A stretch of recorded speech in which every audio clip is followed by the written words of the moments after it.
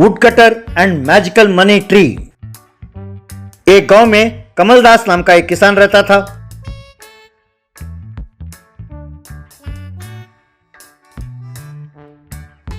उसके दो बेटे थे, उनके नाम थे रतन और सचिन। रतन बहुत अच्छा लड़का था, होशियार था। सचिन बहुत भोला था। रतन की शादी सरिता के साथ हुई। सरिता जब अपने ससुराल पहुंची तो उसने सचिन के भोलेपन के बारे में जान लिया। उसे ये देखकर बहुत बुरा लगा कि उसका पति मेहनत करके पैसे कमा रहा है और सचिन घर पर खाली बैठा है। लेकिन अपने ससुर कमलदास के डर से वो कुछ न कहती थी। कुछ दिनों बाद कमलदास का सेहत खराब हुआ और उसने खटिया पकड़ ली। उसने रतन को बुलाया। बेटे, मुझे हमेशा तुम पर गर्व है। मेरी सब चिंता उस सचिन के बारे में है बेटा। वो बहुत भोला है। मैं उसकी सारी जिम्मेदारी तुम्हें ही सौंपता हूँ। मुझे तुम पर भरोसा है, इसीलिए सारी जायदाद मैं तुम्हारे नाम ही कर रहा हूँ। तुम मुझसे वादा करो बेटा कि तुम आखिरी पल तक उसका ख्याल रखोगे। आप चिंता ना करें पिताजी, वो मेरा भाई है। मैं उसका ख्याल पलकों में बिठा कर करूँगा। कुछ दिनों बाद कमलदास का देहांत हो गया। कमलदास की मौत के बाद सरिता रतन से, अरे और कितने दिन तुम्हारे मूर्ख भाई को बर्दाश्त करना होगा। अरे कोई ना कोई रास्ता तो ढूंढो उसे पीछा छुड़ाने का। देखो सरिता, वो मेरा भाई है। उसे बड़े बड़े काम नहीं होते। घर पर ही उससे छोटे मोटे काम कराओ। अगले दिन सरिता सचिन से, मैं जरा काम से बाहर जा रही हूँ। मैंने आंगन में दाल सूखने के लिए डाला है, जरा देखते रहना कहीं चिड़िया आकर चोंच न मारे। तुम चिंता ना करो भाभी, मैं देखता रहूंगा। तुम अपना काम पूरा करके आओ। थोड़ी देर बाद सरिता घर लौटी। अरे दाल पर नजर रखने के लिए कहा था, तुम कहाँ चले गए? अरे भाभी, आप जब से गई हैं, एक पल के लिए भी मैं यहाँ से नहीं हिला। तो यहाँ जो दाल रखा था वो कहाँ गया? अरे उन्हें तो चिड़िया आकर चुग कर ले गए। तो फिर तुम क्या कर रहे थे? अरे भाभी, आप ही ने तो कहा था कि देखते रहो। मैं देखता रहा। जैसे आपने कहा मैंने वैसा ही तो किया भाभी। सरिता सिर पीटते रह गई। फिर उसने रतन को सब कुछ बताया। अरे इतने बड़े मूर्ख को मैं बर्दाश्त नहीं कर सकती। देखो सरिता, उसे जब भी कोई काम देना हो तो बिल्कुल विस्तार में बताओ। इस बार जरा सब्र के साथ आराम से समझाओ उसे। अगले दिन सरिता सचिन से, देखो भैया, मैं तालाब से पानी लाने जा रही हूँ। मैंने चूल्हे के ऊपर दूध रखा है। तुम पहरा देते रहो और देखो कि कहीं बिल्ली आकर दूध न पी जाए। देखो मतलब सिर्फ देखते न रहना। अगर बिल्ली आए तो उसे डंडा मारना, ठीक है? कहकर बाहर चली गई।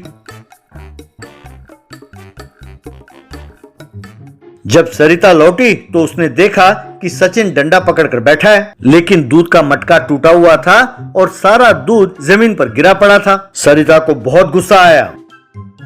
अरे क्या हुआ? एक भी काम तुम ठीक से नहीं कर सकते? अरे भाभी, आपने जैसे कहा था मैंने वैसा ही किया। अरे वो बिल्ली तो आपके जाते ही आई यहाँ पर। मैंने उसे एक भी बूंद दूध पीने नहीं दिया। पता है, वो जैसे ही दूध के मटके के पास गई, मैंने मटके को डंडा मारकर तोड़ दिया। सरिता फिर से सिर पीट कर बैठ गई। जब रतन घर लौटा तो उसने उसे सब कुछ बताया। आप उसे घर से निकालते हो या मैं घर छोड़कर चली जाऊँ? बताओ। देखो सरिता, इन छोटी मोटी गलतियों की वजह से मैं उसे घर से बाहर नहीं निकाल सकता। अरे उसे सीखने का मौका तो दो। अब से तुम उसकी चिंता छोड़ो, मैं संभाल लूंगा। तुम उसे भूल जाओ। अगले दिन रतन सचिन से, देखो भैया, मैं तुम्हें एक बहुत जरूरी काम देने वाला हूँ। तुम्हें बड़े ध्यान से करना होगा। अपने बैलों को पड़ोसी गांव के हाट में जाकर बेचो और पैसे ले आओ। 20,000 से कम हो तो बैल ना बेचना। तुम जिन्हें नहीं पहचानते उन्हें बिल्कुल ना बेचो। अनजान व्यक्ति तुम्हें धोखा दे सकता है। ध्यान से जाओ और लौट आओ। यूं सचिन बैल को लेकर जंगल के रास्ते से जाने लगा।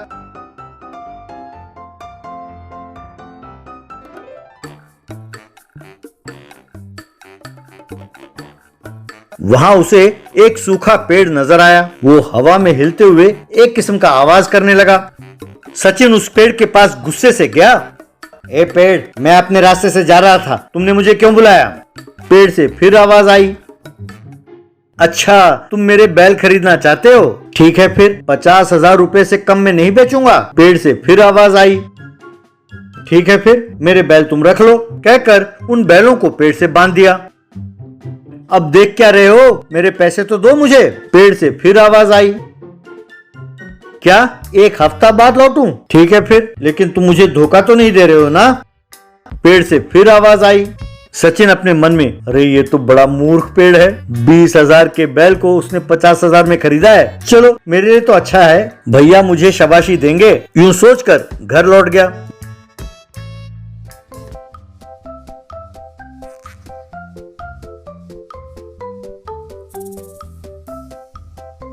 घर पर रतन, ये क्या इतने जल्दी लौट आए? तुम हाट पर नहीं गए? नहीं भैया, रास्ते में ही अच्छा सौदा मिल गया था, मैंने बेच दिया। शाबाश, अच्छा काम किया। पैसे कहाँ हैं? पैसे नहीं है भैया, उसने कहा 1 हफ्ते बाद देगा। अच्छा, तुम उसे जानते हो? भैया हमने उसे कई बार देखा है। रतन काफी खुश हुआ। यूं 1 हफ्ता बीत गया। तब रतन सचिन से, वो जो बैल बेचे थे उसे पैसे लेकर आओ। सचिन थोड़ी देर बाद घर लौटा। भैया उसने कहा 1 हफ्ते बाद देगा। रतन को शक हुआ। उसका नाम क्या है, कौन से गांव का है, ये सब मैं नहीं जानता। ये क्या, तुम तो कह रहे थे कि तुम अच्छी तरह जानते हो। मैंने ये नहीं कहा कि मैं अच्छी तरह जानता हूँ, मैंने ये कहा कि हमने कई बार उसे देखा है। कहकर जो कुछ हुआ सब बताया अपने भाई को। तब रतन सिर पीट कर रह गया। अरे यार तुम इतने मूर्ख हो, मैं तुम्हें कैसे संभालूं? या तो तुम बैल ले आओ या फिर पैसे ले आओ, वरना तुम इस घर के अंदर पाँव नहीं रख सकते। तब सचिन एकदम गुस्से में एक कुल्हाड़ी लेकर उस सूखे हुए पेड़ के पास गया।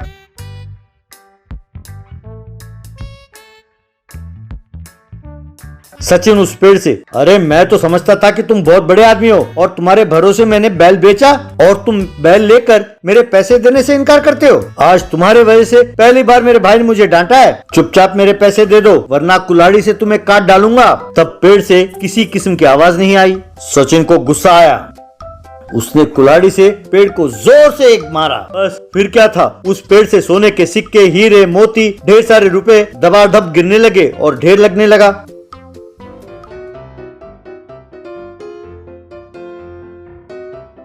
सचिन हैरान हो गया। अरे भैया, इतना सारा पैसा रखकर तुमने मुझे तंग क्यों किया? वैसे मुझे मेरे बैलों के पैसे चाहिए, बस इन सब की मुझे जरूरत नहीं है, इन्हें वापस रख लो। सूखा हुआ पेड़ वहां से गायब हुआ और वहां पर एक परी प्रकट हुई। सचिन दंग रह गया। मैं श्राप ग्रस्त होकर इस जंगल में एक सूखे पेड़ की तरह खड़ी रही। मुझे तो किसी ने पानी तक नहीं दिया था, इसीलिए तो मैं यूं सूख गई थी। पर तुम मुझसे बात कर रहे थे, तुमने मुझ पर भरोसा किया और अपने बैल भी मुझे दिए। तुमने मुझे एक इंसान समझा, इसीलिए मैं श्राप से मुक्ति हुई। तुम्हारे इस नेक बर्ताव के कारण मैं ये सोना, हीरा, चांदी सब कुछ तुम्हें दे रही हूँ। मैं तुम्हारे इस नेक बर्ताव के बदले में होशियारी और सूझबूझ भी प्रदान करती हूँ। कहकर उसे आशीर्वाद दिया और वहां से गायब हो गई। सचिन वो रुपयों के बंडल, हीरे, जवाहरात, सोना सब कुछ अपने सिर पर लादकर घर ले गया। फिर घर जाकर अपने भाई रतन को सब कुछ बताया। सरिता उन पैसों और हीरे मोती को देखकर बहुत खुश हुई। अपने भाई में आए इस बदलाव को देखकर रतन बहुत खुश हुआ। तब से सब खुशी खुशी रहने लगे। Magical ring.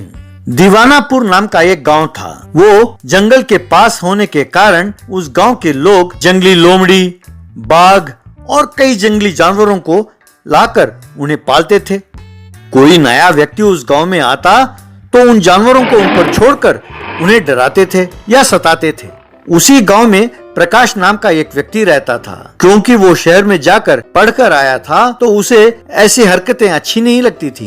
एक दिन प्रकाश ने गांव वालों को बुलाकर, देखिए आपके इन हरकतों की वजह से हमारे गांव में कोई भी नहीं आता। इसका नतीजा ये है कि हम और सारा गांव को बहुत नुकसान उठाना पड़ रहा है। बाहर की दुनिया ऐसी नहीं है, आपके बदलने का समय आ गया है। वैसे भी हमारे गांव का असली नाम श्रीरामपुर है, ये सब भूल गए हैं। सब इस गांव को दीवानापुर कहकर ही बुलाते हैं। ऐसा ही चलता रहा तो हम लोगों का गुजारा होना मुश्किल हो जाएगा। इसीलिए सब अपने पास पाल रहे जंगली जानवरों को जंगल में छोड़ आइए। ये बात सुनकर गांव वालों में से एक, अरे बड़ा आया हमें नसीहत देने वाला, ये शहरी बाबू ये यूं बकवास कर रहा है, इसका मतलब ये है कि ये अपने गाँव का तौर तरीके भूल गया है। अरे बाघ के पूंछ देखकर घर के अंदर जाकर छुपने वाले शहरी की तू बढ़ाई कर रहा है। अरे इसके ऊपर छोड़ो भाग को। बस ये बात सुनकर गांव वालों ने अपने अपने जानवर प्रकाश पर छोड़ा। वो एक साथ प्रकाश के ऊपर झपटे। प्रकाश उनसे बचने के लिए भागने लगा और वे जानवर उसका पीछा करने लगे। गांव की सीमा लांघते ही वे सारे बाघ रुक गए। सीमा पार करने के बाद एक बाघ अरे प्रकाश रुको रुको कहकर आवाज देने लगा।